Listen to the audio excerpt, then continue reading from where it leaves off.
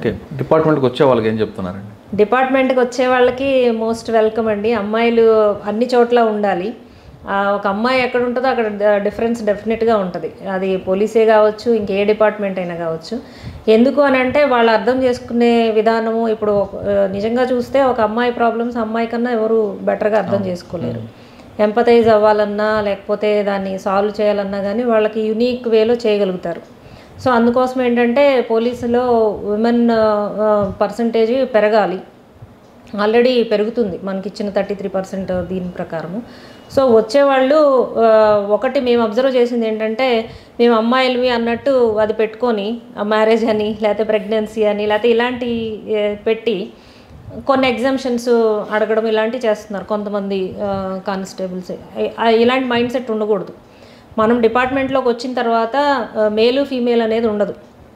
పోలీసే కాదు, ఎక్కడైనా కానీ మనం యాజ్ అన్ ఎంప్లాయీ వెళ్తున్నాము, యాజ్ అన్ ఆఫీసరో లేకపోతే మన ర్యాంక్ని బట్టి మనం వెళ్తున్నాము.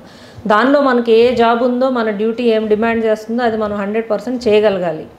చేయలేనప్పుడు ఏంటంటే మనం దాన్ని వాస్తవంగా ఏంటి సిచ్యువేషన్ అనేది మనం అర్థం చేసుకొని దానికి ఏంటి సొల్యూషన్ అనేది చూడాలి. కానీ దానిలో ఉండి నాకేదో ఎగ్జామ్షన్ కావాలి, నైట్ డ్యూటీస్ చేయకూడదు, లేదు నేను ఒక్కదాన్నే వెళ్ళకూడదు, ఇలాంటివి అనేది పెట్టుకోకూడదండి. స్ట్రాంగ్గా ఉండాలి, కాన్ఫిడెంట్గా ఉండాలి. ఇప్పుడు మేల్ ఆఫీసర్స్ కూడా చూస్తారు, ఈ అమ్మాయిలు వీళ్ళే కదా, వీళ్ళు ఏం చేస్తారు అన్న ఒపీనియన్ ఎప్పుడు రాకూడదు. వీళ్ళ అమ్మాయిలు అనేది వాళ్ళకి తెలియనంతగా మనం కష్టపడి చేయడానికి ప్రయత్నం చేయాలి. వాళ్ళతో పోటీగా ఉండాలి. పోటీ పడాలంటే వాళ్ళకంటే ఇంకా డబుల్ చేయాల్సి వస్తుంది. అప్పుడే మనం ప్రూవ్ చేసుకోగలం. డిపార్ట్మెంట్లో సర్వీస్ చేస్తూ ఒకవైపు చేస్తున్నారు, ఇంకొక రోల్ కూడా ఉంది మీకు ఇంట్లో. ఒక భార్యగా, ఒక తల్లిగా, ఒక కోడలుగా ఈ పాత్రలు ఎలా పోషిస్తున్నారంటే రెండు టైం బ్యాలెన్స్ ఎలా చేసుకొస్తున్నారు? అవునండి, అది వర్క్ లైఫ్ బ్యాలెన్స్ అనేది డిఫికల్టే.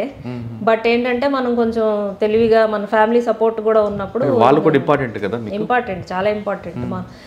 ఇవన్నీ చేసేది అల్టిమేట్గా మనము అంతా హ్యాపీగా ఉండాలనే కదా మొత్తం ఫ్యామిలీ కానీ అందరూ. సో ఫ్యామిలీకి ఇవ్వాల్సిన టైం ఫ్యామిలీకే ఇవ్వడము, మనకి వర్క్కి ఇవ్వాల్సింది ఇది సపరేట్ ఇది పెట్టుకున్నప్పుడు ఏంటంటే వాళ్ళు కూడా అర్థం చేసుకుంటారు. ఓకే, వీళ్ళకి బిజీగా ఉన్నప్పుడు డ్యూటీలోనే ఉంటారు, లేనప్పుడు మనకు టైం ఇస్తారు అనేది వాళ్ళకి అర్థమవుతుంది.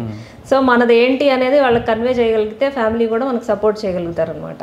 మనం ఏంటంటే నాకు మీటింగ్ ఉంది, లేదు ఏదో అర్జెంట్ పని ఉంది అని ఫ్యామిలీని నెగ్లెక్ట్ చేసేసేటట్టు కాకుండా, నాకు ఇది ఉంది కాబట్టి నేను ఫలానా చేయలేకపోతున్నాను అనేది వాళ్ళకి అర్థమైనప్పుడు వాళ్ళు మనకి ఇంకా హెల్ప్ చేస్తారు. మీకు ఆ ప్రాబ్లం లేదైతే అంటే ఎందుకు లేదు అని అంటే ఇట్లా ఫ్యామిలీ కోఆపరేషన్తోనే నేను అంతా చేయగలిగాను తప్పనిసరిగా. మా హస్బెండ్ అట్లాగే పిల్లలందరూ, ఫాదర్ అందరూ వాళ్ళు ఇప్పుడు మనం ఒకటి గట్టిగా చేయాలనుకున్నప్పుడు ఏంటంటే ప్రతి ఒక్కళ్ళు మనకు హెల్ప్ చేస్తారు. సో అట్లా వాళ్ళకి అర్థమైనప్పుడు మన ప్యాషన్ కోఆపరేట్ చేస్తారు అనమాట. కానీ జాబ్ ఉంటూనే ఫ్యామిలీ కూడా అదే ప్రయారిటీ ఇవ్వాలి, ఈక్వల్ ప్రయారిటీ ఇవ్వాలి. ఏది ఎక్కువ తక్కువ కాదు. So both are equal.